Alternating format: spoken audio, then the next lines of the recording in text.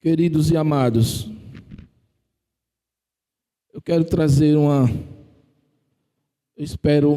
breve mensagem, mas essa mensagem ela veio ao meu coração. Eu quero começar trazendo uma bênção sobre a igreja. Amém? E a bênção que o Senhor falou para mim é a seguinte: o ano passado eu derramei a promessa. Em 2025, a coisa que mais ouvimos do Senhor foi que essa casa ficaria cheia.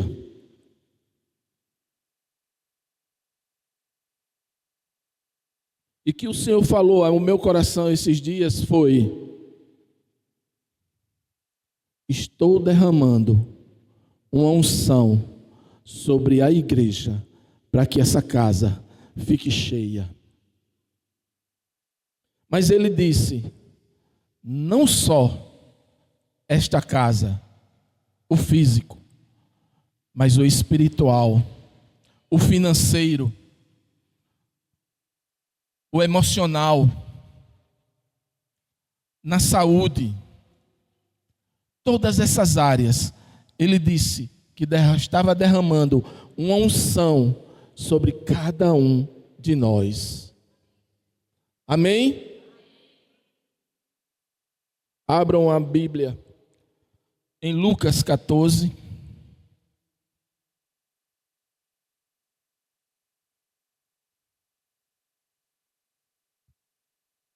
Nós vamos dar continuidade à mesma palavra de Lucas 14, a parábola do grande banquete, da grande ceia.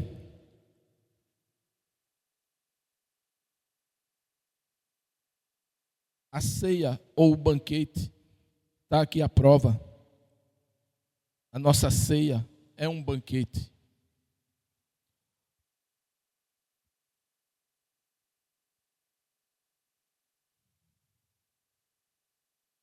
No versículo 15 diz o seguinte: ouvindo isto, um dos que estavam com ele à mesa disse-lhe: bem-aventurado o que comer pão no reino de Deus. E Jesus respondeu: certamente, certo homem deu uma grande ceia e convidou muitas pessoas. Na hora da ceia, mandou o seu servo dizer aos convidados: vinde, pois tudo já está pronto. Diga: tudo já está pronto. Tudo já está pronto. Todos, porém, a uma começaram a dar desculpas. Disse-lhe o primeiro: eu comprei um campo e preciso ir vê-lo. Peço que me desculpe. Outro disse: casei-me. Ou melhor, o outro disse: comprei uma junta de bois e vou experimentá-la. Peço que me desculpe. O outro disse: casei-me, por isso não posso ir. Voltando aquele servo, contou essas coisas ao seu senhor. Então, o dono da casa, indignado, disse ao servo: sai depressa pelas ruas e bairros da cidade e traze os pobres, os aleijados, os cegos e os mancos. E disse o servo: Senhor, está feito como mandaste, mas ainda há lugar. Então disse o Senhor ao servo: sai pelos caminhos e valados e força-os a entrar, para que a minha casa fique cheia. Eu vos digo que nenhum daqueles homens que foram convidados provará o meu banquete. o convite foi feito para todos. Nós já ouvimos isso ontem. Nós não temos dúvida. Nem a palavra do Senhor não nos deixa dúvida. Em João 3,16 diz o quê, irmãos? Porque Deus amou o mundo de tal maneira que deu seu Filho unigênito para que todo aquele que nele crê não pereça, mas tenha a vida eterna. Ele deu a vida por todos. Então esse convite é para todos. Amém? Segundo ponto. Nós vimos aqui, alguns rejeitaram os convites. Ah, Senhor, comprei uma junta de boi. Ah, Senhor, eu me casei. Ah, eu comprei um campo. E começaram a se desculpar. Não quiseram ouvir o convite. Amados, desculpas não valem a pena. Desculpas são trilhos que nos afastam de Deus. A gente vai se desculpando, achando as coisas tão normais. Homens, sexta-feira, reunião dos homens. Ah, eu tenho um compromisso. E vai no trilho. Mulheres, homens, reunião, momento com a palavra. E estão no trilho. Hoje eu estou cansado. Ah, eu estou com a dor. Eu estou com isso. Eu estou com aquilo. E amados, quando menos espera, nós estamos tão longe de Deus, sem nem nos percebermos. Amém? Em nome de Jesus, eu estou transmitindo aquilo que o Senhor falou para mim e que sirva para vocês. Amém?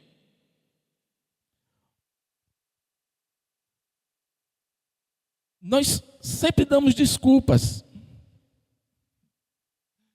Jesus, me ajuda.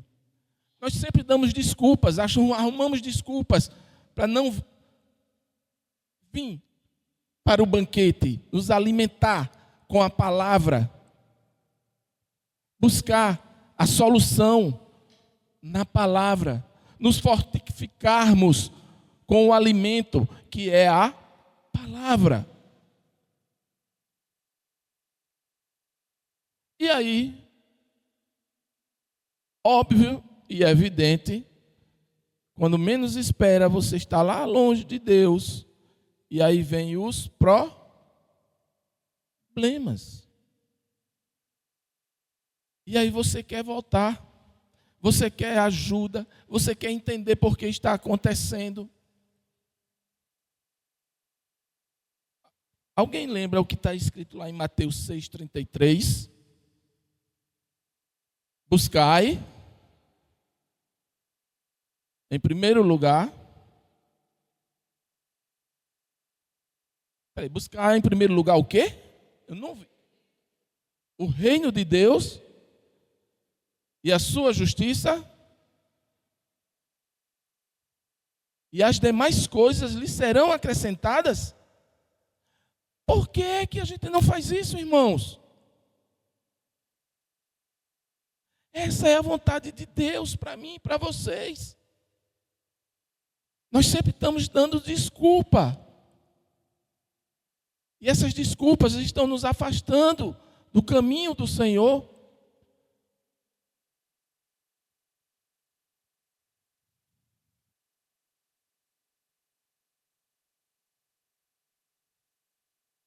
Disse-lhe o primeiro: Versículo 18. Comprei um campo e quero ir vê-lo. Quer dizer, em primeiro lugar, tá os seus negócios.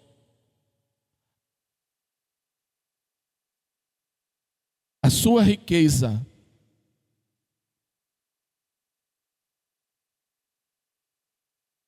Irmãos, em nome de Jesus, eu consegui entender que riqueza, por mais que você se esforce, por mais que você corra, por mais que você lute, por mais que você adquira, se o Senhor não permitir, você não vai usufruir nada dela, porque é o que a palavra do Senhor diz. É o Senhor que dá a riqueza e permite você gozar dela.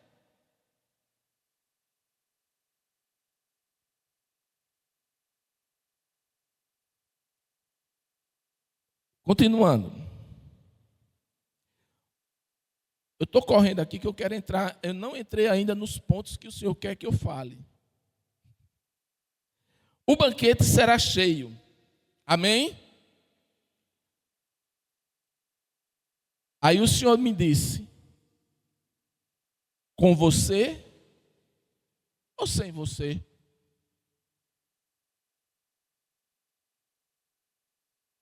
Com você ou sem você? Cabe a você honrar o convite. Cabe a você se sentir honrado por esse convite. Porque quem era eu? Quem era você? Vou dizer assim, daqui que eu saiba, a apóstola nasceu em berço de ouro. Já nasceu, as meninas aí também, já nasceram dentro do evangelho já, não foi? Foi, Nai? Pronto, então, ó, já estão melhorzinhas. E a gente que era mundão, servindo a Satanás, e a gente recebeu a honra de ser chamado para esse banquete.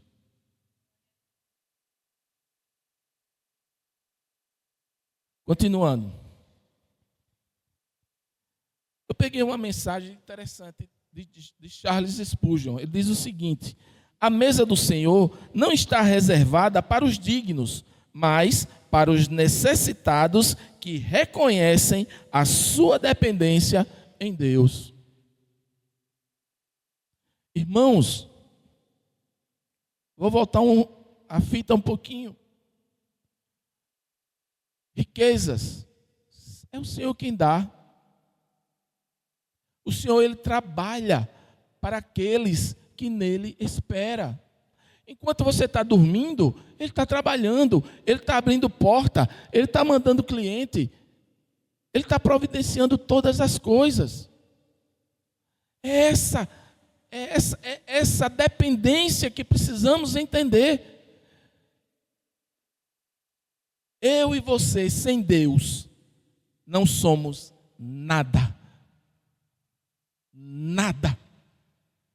Nós temos que ter uma dependência total e restrita do Senhor. Amém? Ah, Jesus. Mas o bom de tudo isso é que Deus olhou para mim e para você e disse: no meu banquete, é esse povo que eu quero. Os aleijados, os coxos, os cegos. Em 1 Coríntios 1:27 diz o seguinte: que Deus escolheu as coisas loucas desse mundo para confundir as sábias, e Deus escolheu as coisas fracas para confundir as fortes. Veja, o banquete, eu vou trazer assim, naquela época, Era um banquete real. Eram as grandes autoridades que foram convidadas. Mas essas autoridades, esses poderosos, rejeitaram.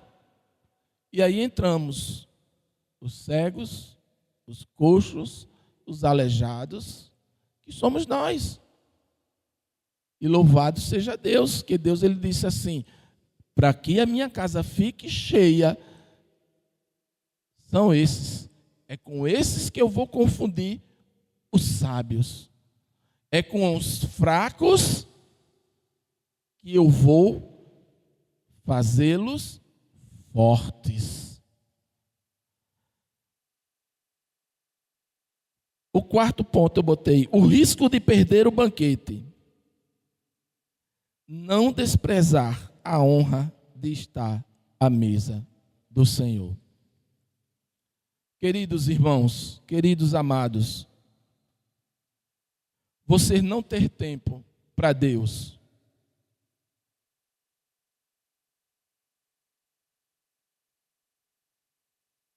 é você não amar a si mesmo. Você tem tempo para tudo, menos para Deus. Isso é você desprezar o banquete. E é um risco de você perder esse banquete. Mas o que fazer para que a casa fique cheia? Agora eu quero entrar naquilo que o Senhor falou no meu coração. Deus, o ano passado, vem derramando sobre a igreja. Ele já fez tudo o que precisava ser feito. Tirou quem tinha que tirar.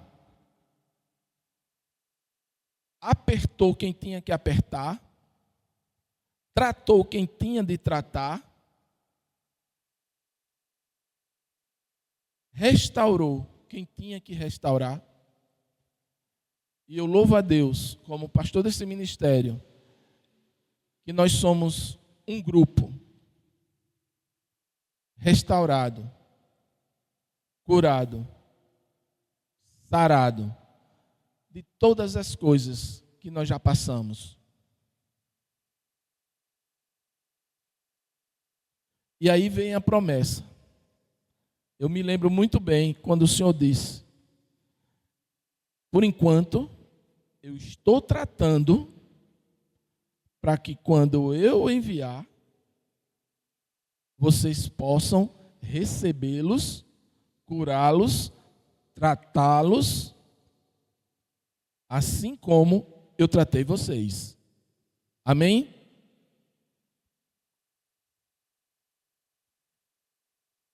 Ah, Jesus. Irmãos,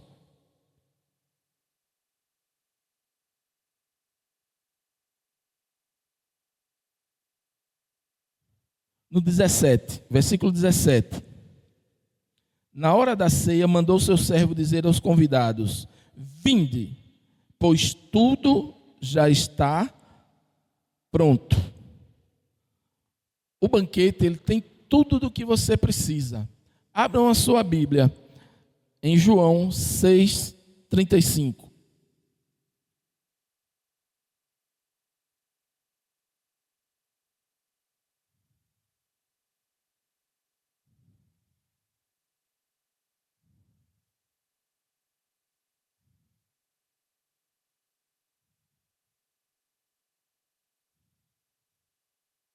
Jesus respondeu: eu sou o pão da vida. Quem vem a mim nunca terá fome. E quem crê em mim nunca terá sede. Ele é o pão. Ele é a bebida. Tudo está pronto. Tudo está pronto. Nós recebemos nessa casa esse alimento, porque nós louvamos a Deus que aqui é palavra, palavra, palavra, palavra e palavra. Nós não mudamos. Eu me lembro bem uma vez, tempos de outrora, uma pessoa me procurou e disse: pastor, nós somos tão poucos.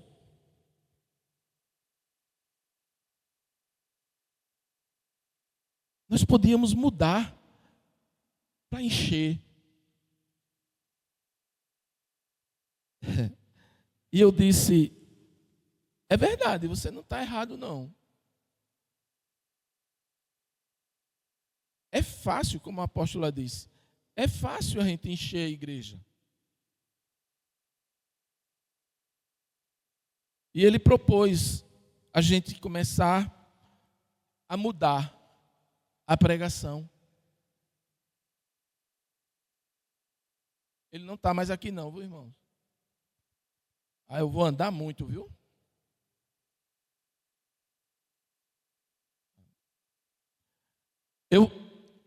Ele não está mais aqui. E ele disse: pastor, vamos mudar a pregação.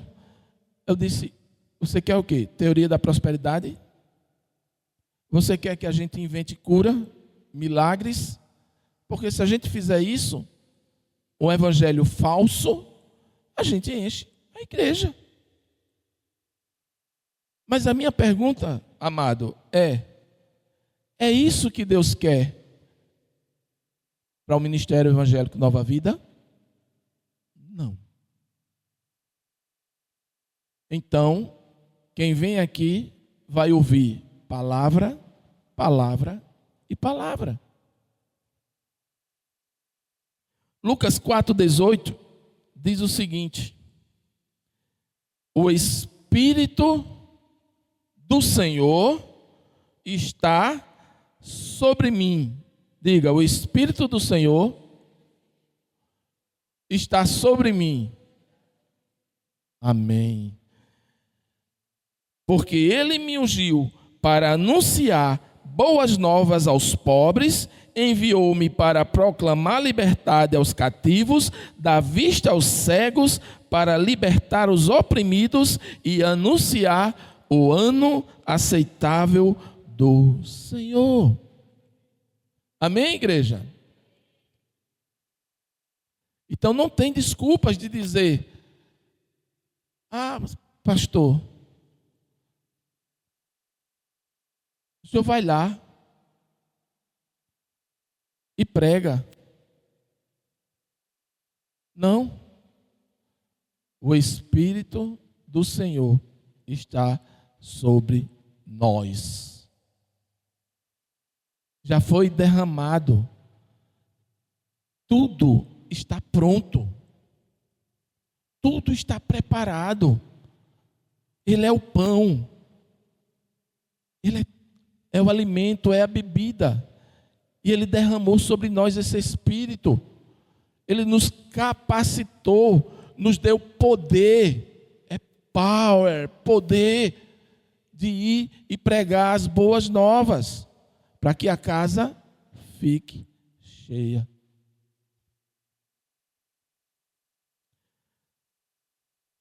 Mas para isso, primeiro ponto, a casa precisa estar arrumada, limpa. Amém? Diga: casa limpa, arrumada. Ou vocês, por exemplo, vocês vão convidar a pastora Ruth e o pastor Rosa para ir na sua casa tomar um café. Vocês querem dizer que vocês não vão lá dar uma arrumada na casa para receber? Se eu for convidar vocês, eu vou arrumar a minha. Porque eu quero que vocês sejam bem recebidos. O que isso quer dizer? Casa limpa fala de santificação, purificação. E foi isso que o Senhor disse. A casa precisa estar arrumada. Para aqueles que, quando chegarem, encontrem uma casa limpa. Ah, Jesus. Mas para isso, irmãos, o Senhor disse que precisamos poldar algumas coisas que não está boa para ele, que está incomodando um pouquinho. Abram a Bíblia de vocês em João 15, versículos 1 e 2.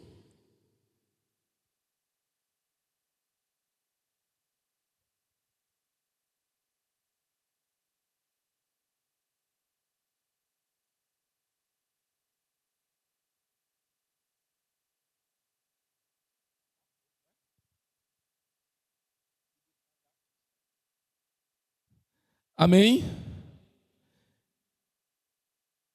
Em João 15 diz assim: eu sou a videira verdadeira, e meu pai é o agricultor. Todo ramo em mim que não dá fruto, ele o corta. E todo ramo que produz fruto, ele poda. Para quê? Para que produza mais frutos. E aí vem uma poda. Primeiro galho que precisamos arrancar das nossas vidas, que o Senhor disse que isso tem incomodado. E isso já foi falado aqui. E eu louvo a Deus, porque isso é só mais uma confirmação. Críticas.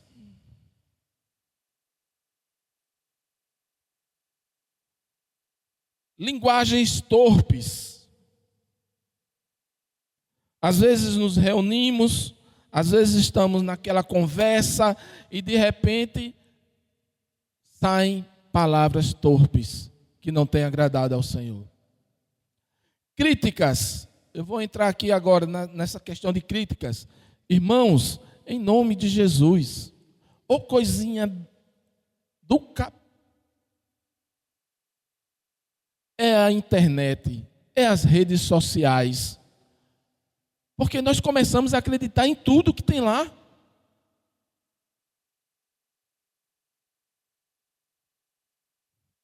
Vou dar um exemplo banal. Estava uma promoção essa semana de uma furadeira, não sei o que e tal, e um kit completo por R$14,60. Irmãos, uma coisa que custa 1.000, 2.000, para você comprar por R$14,60, e você acredita? É isso que as redes sociais estão fazendo. Está disseminando assuntos entre os irmãos. E que isso me traz muito daquela historinha do leão do circo. Quando o leão do circo disse...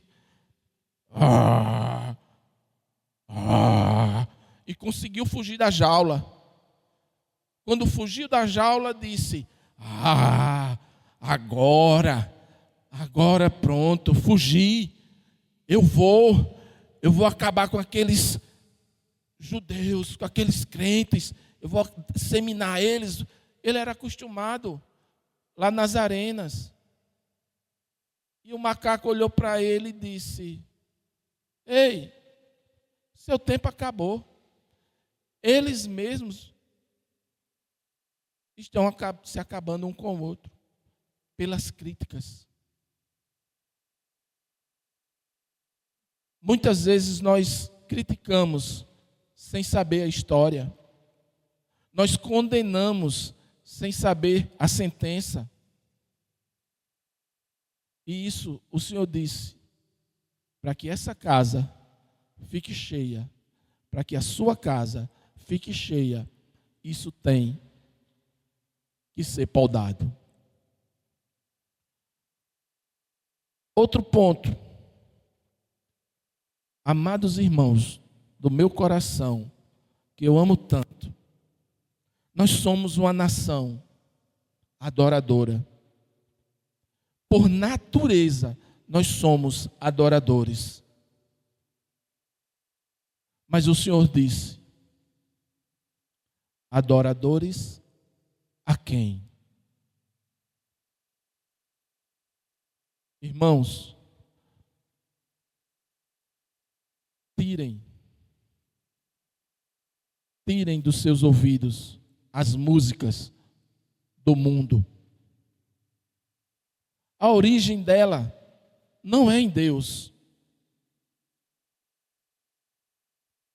E aí você pode me dizer: pastor, o que é que tem?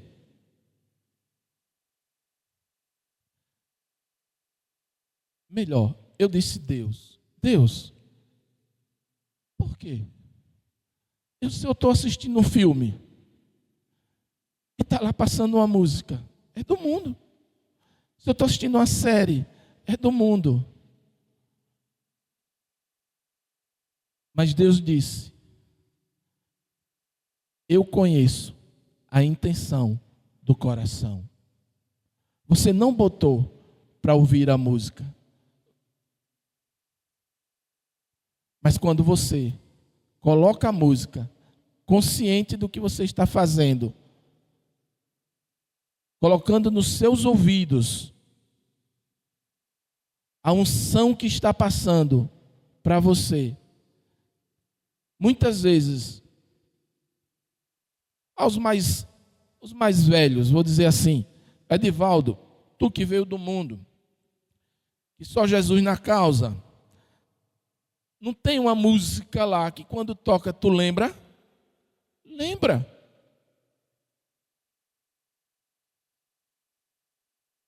E é isso que o diabo está fazendo.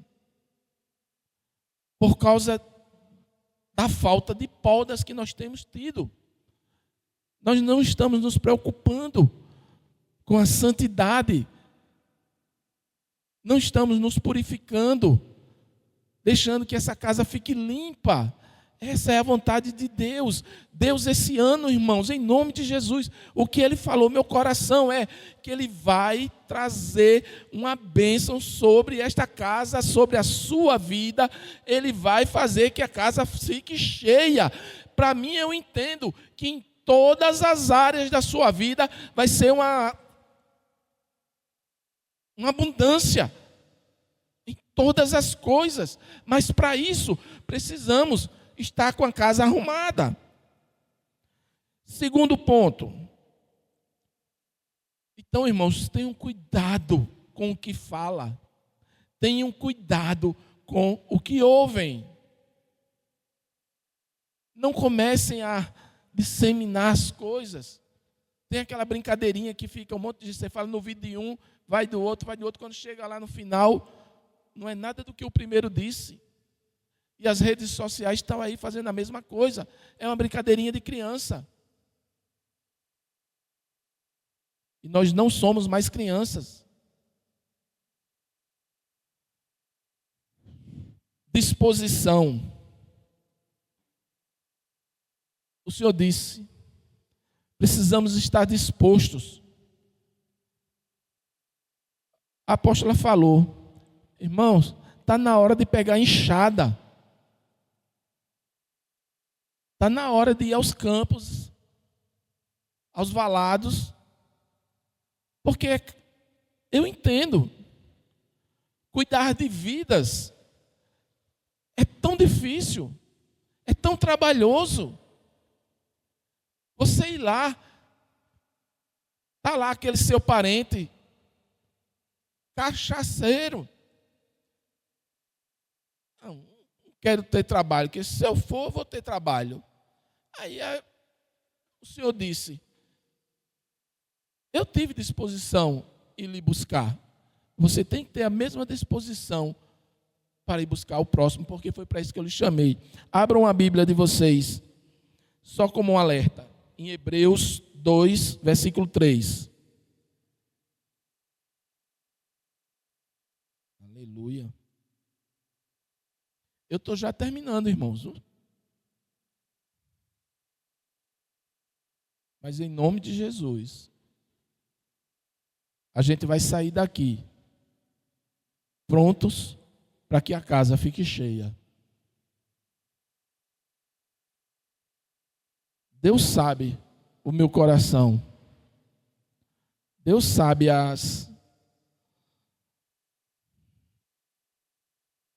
os puxão de orelha que eu levei.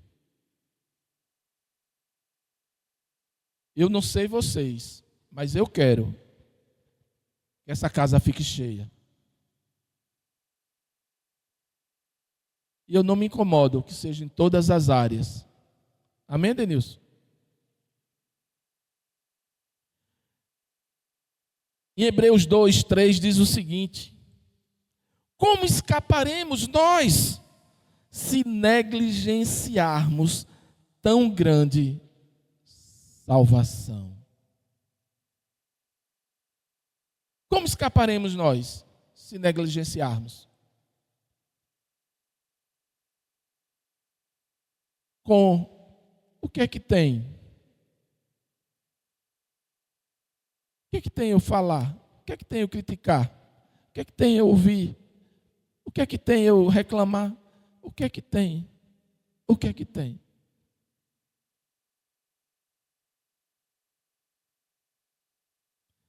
Ah, Jesus. Outro ponto, que é esse, que é o de plantar e regar. 1 Coríntios, que a apóstolo lá já leu, 3.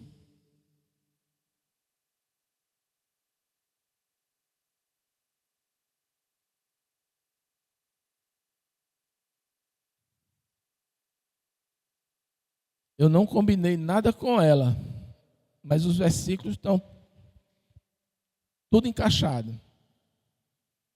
Ontem ela já pregou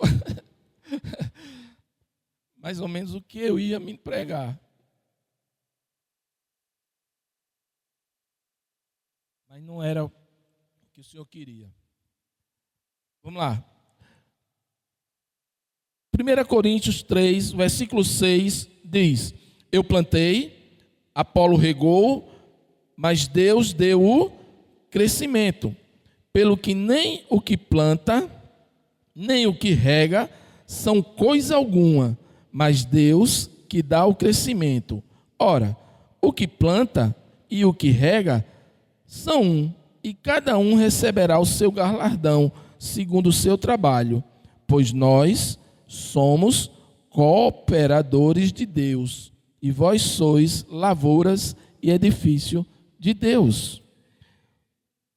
Então, a responsabilidade de plantar e regar é minha e é sua. Para isso nós somos chamados.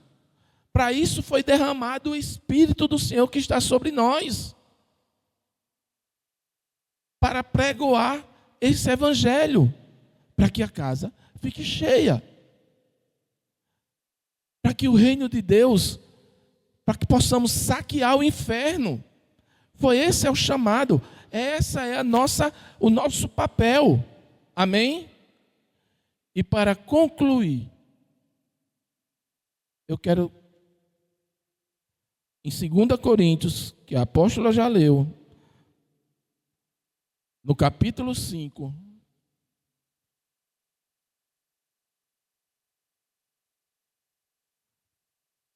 enquanto ela estava falando, o Senhor começou a me levou a um filme. Foi muito interessante. Tem horas que passa um filme na cabeça da gente assim, né? Da gente recordar as coisas. Mas na hora que a apóstola estava pregando, me veio um filme. Vamos lá. 5:18 ao 20. E tudo isso provém de Deus, que nos reconciliou consigo, mesmo por Jesus Cristo, e nos deu o ministério da reconciliação. O Senhor nos deu esse ministério, meus amados, da reconciliação, de reconciliar o perdido com o Senhor. Nos deu esse ministério da reconciliação, de reconciliar um marido com a esposa com os maridos. Nos deu esse ministério da reconciliação, de a gente reconciliar os filhos com os pais com os filhos. Ele nos deu esse ministério da reconciliação, de reconciliar um irmão com o outro. Foi nos dado. Nós temos essa autoridade outorgada a cada um de nós. Mas precisamos ter cuidado para não negligenciarmos tão grande salvação. E ele continua: isto é, Deus estava em Cristo reconciliando consigo o mundo, e não imputando aos homens os seus pecados, e nos confiou a mensagem da reconciliação, de sorte que somos embaixadores da parte de Cristo. Diga, eu sou o embaixador. E aí veio o filme. Queridos, você é autoridade instituída por Deus aonde você for. Amém? Eu vou dar o exemplo, o filme que passou na minha memória. Vamos supor, estamos nos Estados Unidos e um brasileiro está lá, fez algo, ou certo ou errado, mas tem alguém o perseguindo e ele vai fugir. Ele vai tentar escapar, vai pedir socorro. E aonde ele vai poder se refugiar? Ele procura uma embaixada. Porque quando ele entra lá, o inimigo não tem mais autoridade sobre ele. E você e eu somos embaixadores de Cristo. Amém? Vocês estão entendendo? Nós somos esses embaixadores que o Senhor estabeleceu para que quando vier esses perdidos, sendo perseguidos por diabo, Satanás, os seus demônios e o que vier mais, quando chegar diante de você, ele não tem mais poder de tocar, por causa da autoridade que foi dada à igreja. Amém?